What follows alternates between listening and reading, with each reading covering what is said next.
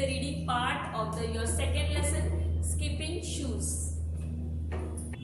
See students, open your textbook, page number 21, lesson number 2, skipping shoes. Once there was a girl named Kitty. She did not want to do what people asked her to. Instead, she grumbled, "I won't and I cannot." One day, she was given a pair of shiny new shoes and barely had Kitty put them on when her mother called, "Kitty, run and tell the cook to make a pie for dinner."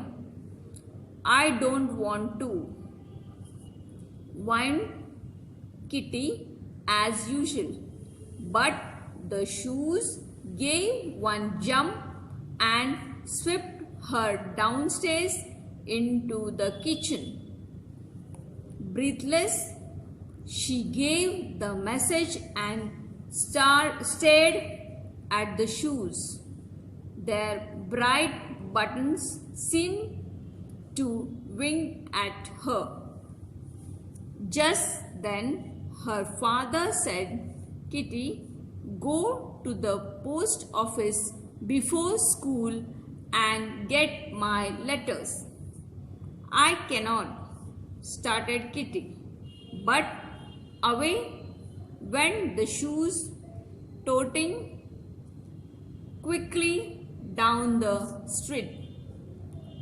"I will take these horrid shoes off as soon as I get home," said Kitty to herself as she took the letters.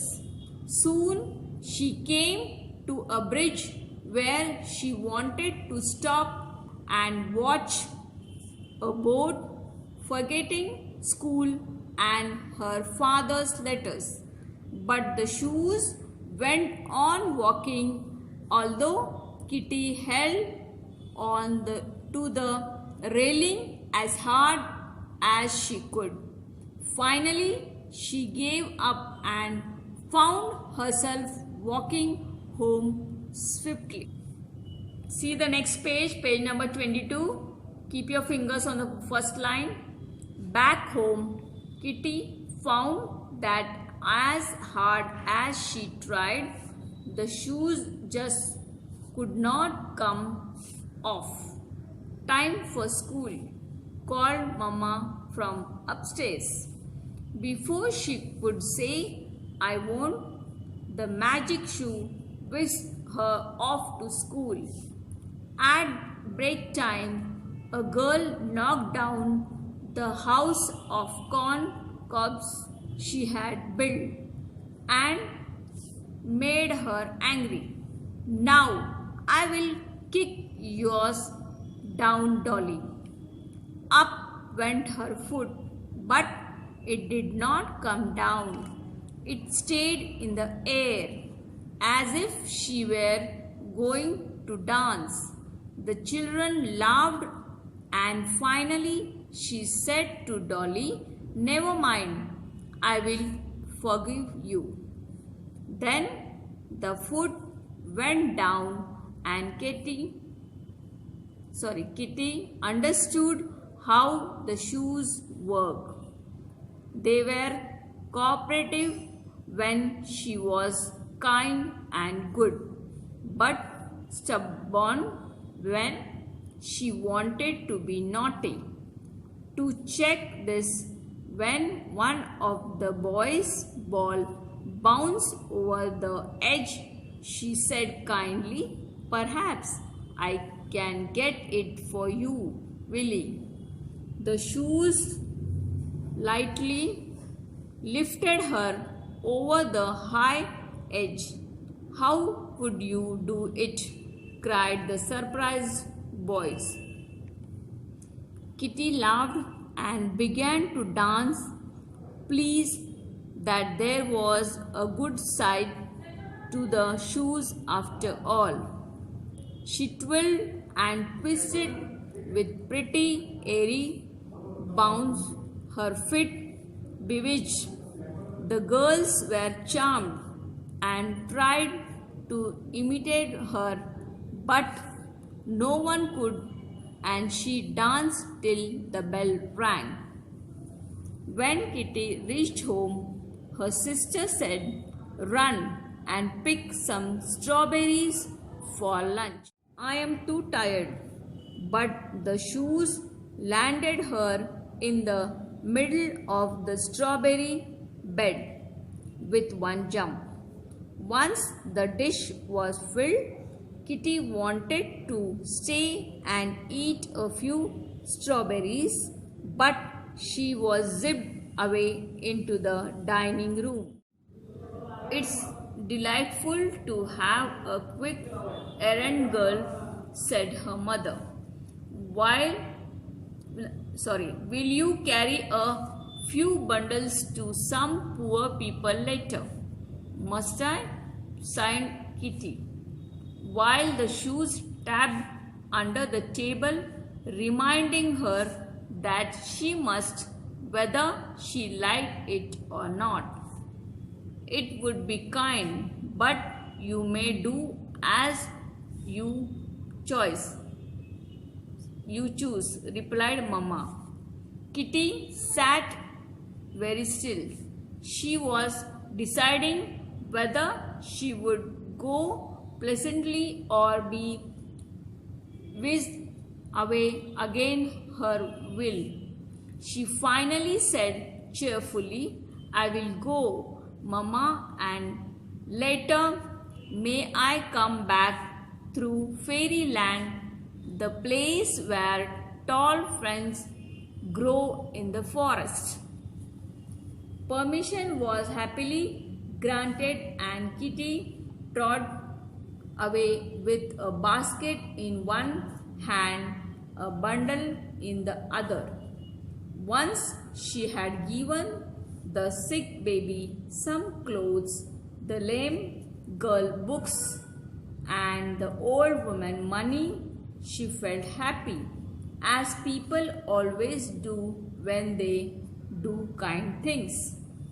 Kitty soon reached fairyland, which was filled with wildflowers. Kitty wished to rest her itching feet, and immediately her feet folded under her, and she sat on a cushion of moss. Then, with a thud, a large black cricket landed beside her, staring at her curiously. "Hello, are you related to my cousin Grasshopper? You took such long hips, just like him," croaked the cricket.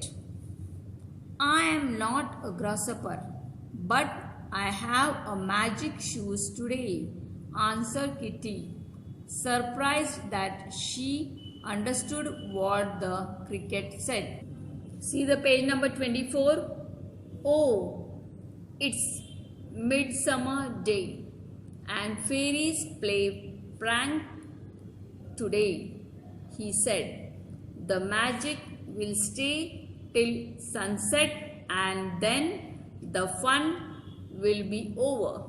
Because of the shoes, you can understand me, and also those squirrels, frogs, and butterflies."